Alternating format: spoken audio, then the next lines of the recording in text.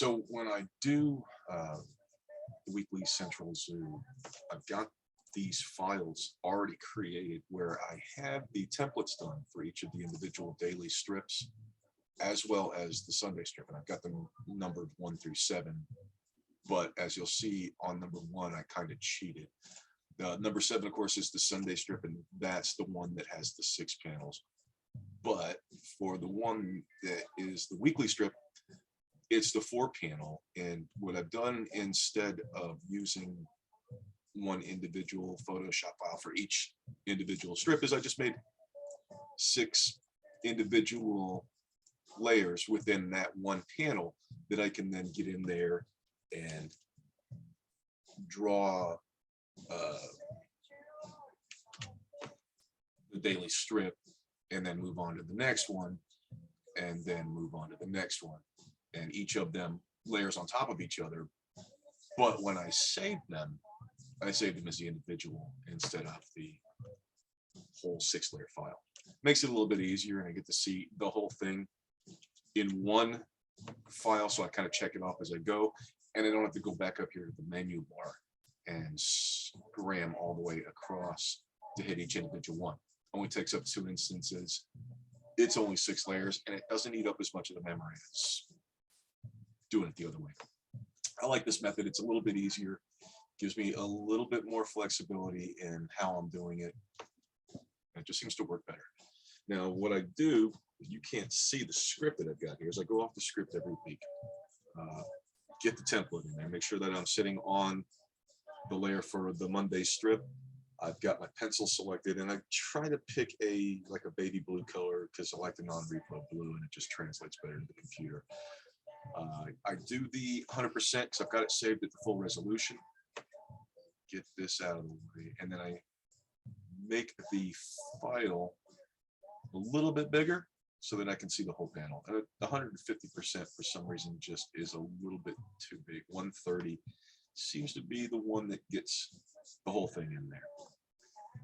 Just use these little guys to scroll and pan through, and then make sure you got the panel right where you want it. This panel this week is going to be just a really simple panel. I've got the narrator talking over, and the doc is walking through the zoo, being talked to by the narrator. It's a situation that could never in reality pop up, but it's dealing with playoffs, and the fact the doc's team's not in this year's playoffs. So it's going to be kind of him thinking to himself while he's doing this, and the playing of the narrator just seems to work a little bit better with that. So there we go. And the first thing that I want to do is just make sure I kind of get it blocked off where the character is going to be, and just kind of make sure that I'm getting that over the head, over the view, or bird's eye view shot of the doc. And I want him to make sure that he's looking kind of sad. So he's got his hands in his pocket. He's got his little tie in here. The tie is what I use when I'm drawing this to kind of set the direction of the way the character is looking. The tie and the hat are the 2 key components for drawing this character. And when you get the identifying features like the little zoo label, the visor for the hat, and the tie set, the rest of it just kind of falls into place. Then you can generally see where everything's going to be just based on where you've got those guys. Makes it a little bit easier to draw because you're not having to do all that thinking that usually kills most good art. Gives you kind of a little bit of a cheat screen to be able to get in there and just draw what you think is the important piece. So here he's going to be standing alone, just kind of minding his own business, when his subconscious jumps in and starts messing with him. And that is going to be where the funny part is. Now, I like to get the figure drawn in before I know where he's standing. It doesn't really make any difference when you're doing this, how you do it, just as long as you make sure that you're being, well, for lack of a better word, that you're being honest. You're putting the character in a decent background that could actually exist. You don't want to just draw him in a standard thing that you're going to cover a different color and say that's the background. He's standing in front of a blue screen. It doesn't really work that way in comics. You want to give characters some kind of foundation. Here, he's standing in a corner in a room, and because this is a room, I want to kind of give it some furniture, and I think that the room that he's going to be in is his room in his apartment. I just kind of made that up. He was originally going to be outside, but you know what? His apartment makes sense. We give the doorway, and if I remember the layout in his apartment, bathroom's right there.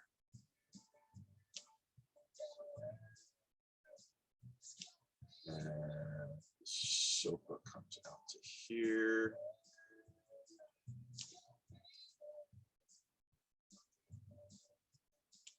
And what I'm going to go for here is the angle that I'm playing is just right here. I'm doing the angles on the couch. So I want to make sure that I'm getting all of those down. And then want to get that knocked out. I'll erase everything and then come in here with the pencil and kind of clean it up a little bit. So he's also got that painting here, the New York City skyline that I Photoshop into every inside the apartment view. And then of course his table. I don't like the angle on that. That's better. That's the one I'm looking for. You got to play with these when you're drawing in 3 dimensions and you're not using the benefit of a ruler. Sometimes you're faking it like I'm doing here. But if you have a good fundamental knowledge of what things look like in perspective, and more importantly, you know what the item that you're drawing looks like, you can get away with cheating a little bit just by blocking stuff in. All right, so that is that panel. Now the copy is going to pop in here, and it's going to be like a narrator box over his head.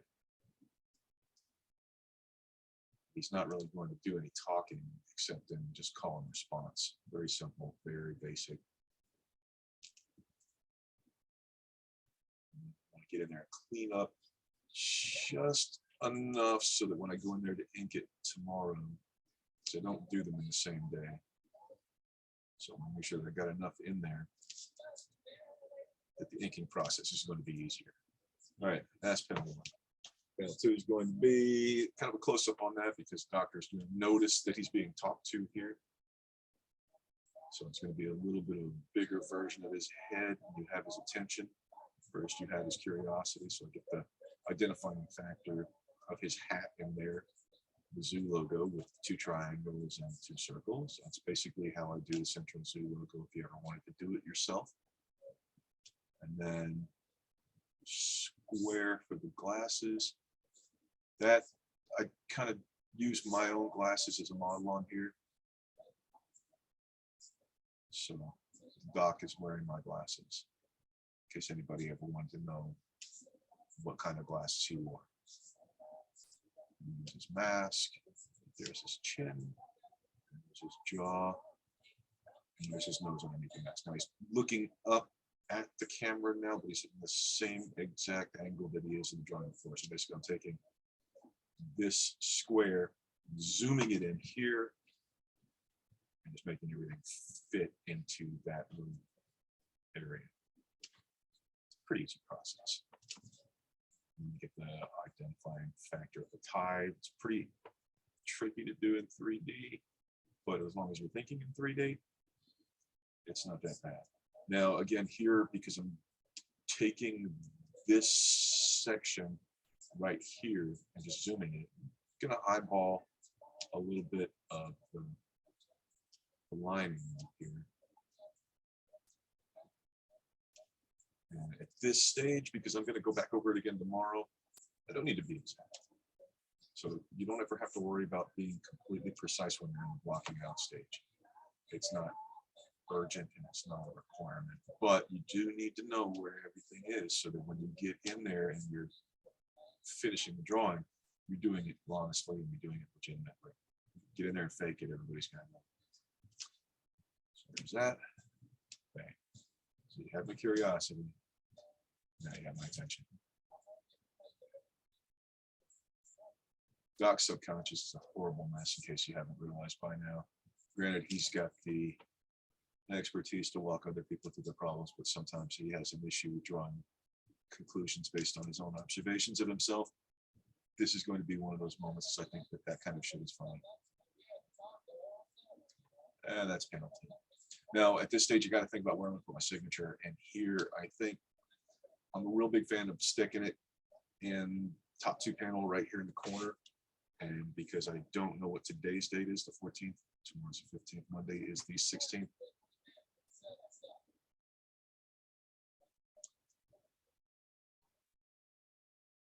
There it is, 516. And panel 2, it's not the end of the world. Doc is going to be, I'm going to change the view here because I'm going from the top-down view. Now you've got his attention. Now he's looking at you as a conversation piece. It's going to be a little bit of a downside because you're looking at the ceiling now. I'm going to get that blocked in here. Let's go ahead and use some lines. Make sure the ceiling is going to be represented. Now, because he's looking down at you, you're going to see the underside of his hat. And it's not going to be as pronounced as that. I don't want it to be that severe. So we're going to get the top of the zoo logo in there, and then we get the block for the sun, block the glasses, the upper ridge, lens, the ear. Now, it's a little tricky when you're drawing the heads in 3D because you have to know what the shapes are involved in creating them. The Doc's face has been consistent pretty much since the day that I started drawing him, but he has changed. He's not exactly the same, especially now that they're all wearing masks. That will be coming to an end in the strip soon because as much as I believe wearing masks in public is a good idea, I'm getting tired of drawing it every freaking day. So here is the top-down version of the Doc. Make sure we get the bottom of the screen in there, and there's his tie. Get that arm in there. Now he's got the arm in the pockets. So a little shoulder wrinkle, elbow wrinkle, chest, shoulder, body. Bing, bang. Wow. That's not. Now he's probably going to have something sitting on the table, so we'll do some flowers here or something because Janice comes in every now and then and decorates the place when he's not paying attention. Especially now because the whole premise of this bit is that his team's not in the playoffs and he's got a sad. There it is. And let's go over panel 4. This is the end panel, and here, because it's going to be one of the non sequitur kind of transitions, I'm going to go with the silhouette. Maybe. I'm still working on that. I haven't quite figured out what I'm going to do here. I know it's going to be a central version of the character in the whole frame, so we're going with that. We'll pull back as much as we can, and I don't want to draw any background in this, but I don't want to do the silhouette, and I want to kind of make him look annoyed. So hands come out of the pocket and go under the hips. And you know what? I like the idea of him rolling his head back right here. All right, so we got that. Now, this is where it gets a little bit tricky because I've done a little bit of a modification to the existing panel. I want to create a second layer. I want to change the transparency on the first layer, make it lighter, go into the second layer, zoom it up a little bit more because I want to go in and do some edits.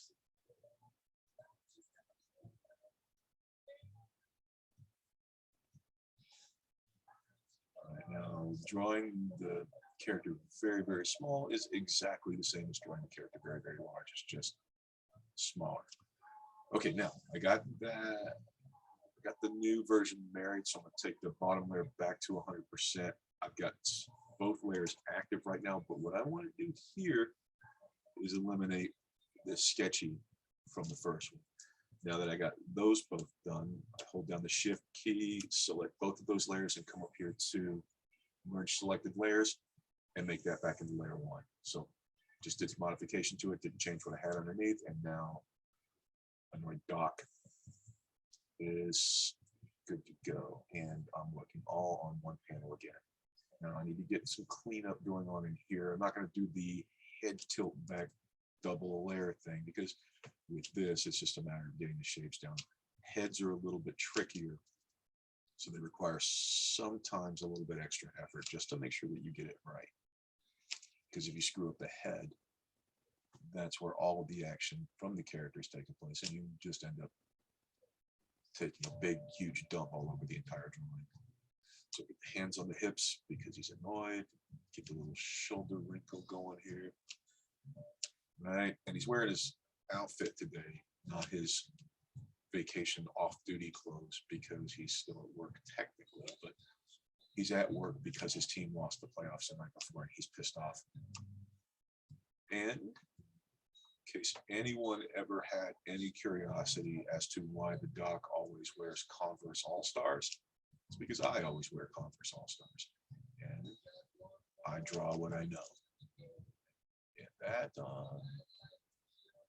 Okay, now let's go full screen on that and see what it looks like. Don't really like the placement on here. So what I'm going to do is I'm going to focus it in. I've got the character selected, so I'm holding down the control key so that I can move him around. And I kind of want to shift him here because the copy is going to be here and here. So I'm going to have setup, punchline.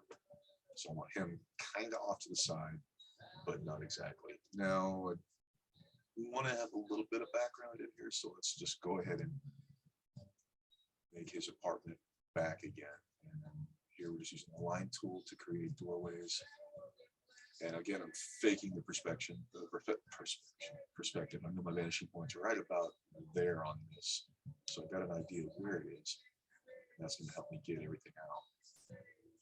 And it's 2-point perspective, so the other vanishing points up around here, off, way off screen somewhere. So if you look at it, probably about right. But I need to have the background in here because I've realized that it is a necessary evil. All right, so get the couch back in there. And I just realized that because I did that earlier, moving the character, that I have just moved him out of position where he needs to be.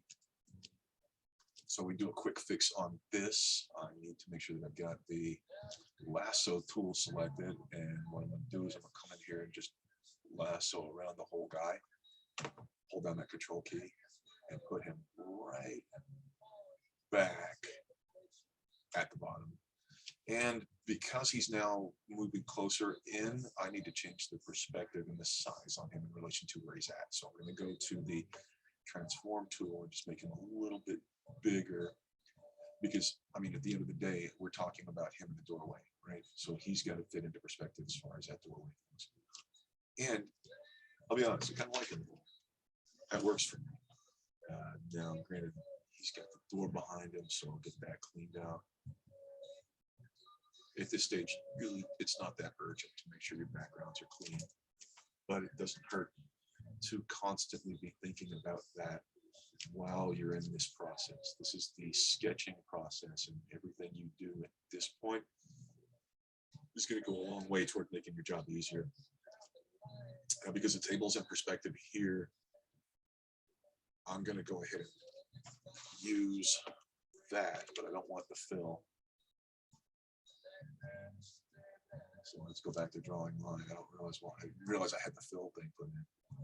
So there we go. And then we'll just get the external erased, get the internal erased. And there's my table. So my chairs put in there. We're good. Chairs come in two stages. You got the chair back and you got the chair front. And then as long as you get the legs in the same perspective as everything else, it all matches. And then you get the little vase that we saw in there with the flowers. Because it's a table, it's got a bottom, right? And it's got legs. This is one of those 8-leg tables. I hate those with a passion, so I'm giving the doc one. Just because I think it's the kind of table he'd have in his apartment. Now here we got the New York painting again. We're going to put another painting on the wall right here. That's going to be some kind of food. Now, because I'm doing that, I need to make sure that it is represented in the other shot that I've got, which is right there. So we're good. And that is how to draw the penciled version of the central zoom.